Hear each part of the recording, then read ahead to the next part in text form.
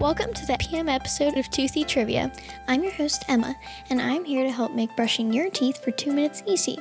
Right now, you should be flossing and getting your toothbrush ready. While you do that, I would like to tell you about another show produced by Podcast Playground called Wacky News. Wacky News airs every Monday morning and is hosted by Jackson and Dylan. They are kids just like us, and every episode they share 3 cool news stories from all around the world that are actually interesting to kids, not boring adult news.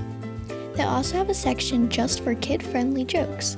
If you subscribe and listen to each episode as it is aired, you will be able to share the neat stories and jokes with your friends on the bus, at school, during lunch, or whenever you want. Just go to podcastplayground.com to learn more about and subscribe to Wacky News. Now it's time to get those teeth of yours brushed. Are you ready? Let's go. Today's trivia theme is trees. Native Americans used the western red cedar tree to make the totem poles and canoes. They also wove its bark into baskets, fishing nets, and fabric. Root growth can occur anytime the soil temperature is above 32 degrees Fahrenheit. Roots can extend up to 3 times the height of the tree. The average life of a street tree growing in a typical downtown area is only 7 years. Due to a lack of root space and poor compacted soils, most downtown trees are essentially potted plants. The Pacific yew tree, which grows in northern Idaho, produces a cancer-fighting agent called Taxol. Doctors use Taxol to control certain types of cancer. Oak trees get struck by lightning more than any other tree because they usually grow taller than most other trees. Why do we knock on wood?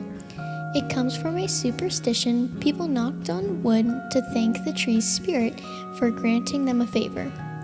A shade tree positioned on the west side of a home can keep it 20% cooler than a home without a tree. Trees are nature's air conditioners. The cooling effect of one tree is equal to that of 5-room air conditioners running 20 hours a day. Trees absorb carbon dioxide, also known as CO2, removing and storing the carbon while releasing the oxygen back into the air. In 1 year, an acre of mature trees absorbs the amount of CO2 produced when you drive your car 26,000 miles. Trees reduce runoff by breaking rainfall, allowing the water to flow down the trunk and into the earth below the tree. This prevents stormwater from carrying pollutants into the ocean. When mulched, trees act like a sponge that filters this water naturally and uses it to refill groundwater supplies. And you're done. Weren't those 2 minutes easy? And don't forget to go to podcastplayground.com and subscribe to Toothy Trivia so you can get every episode and never rush your brushing again.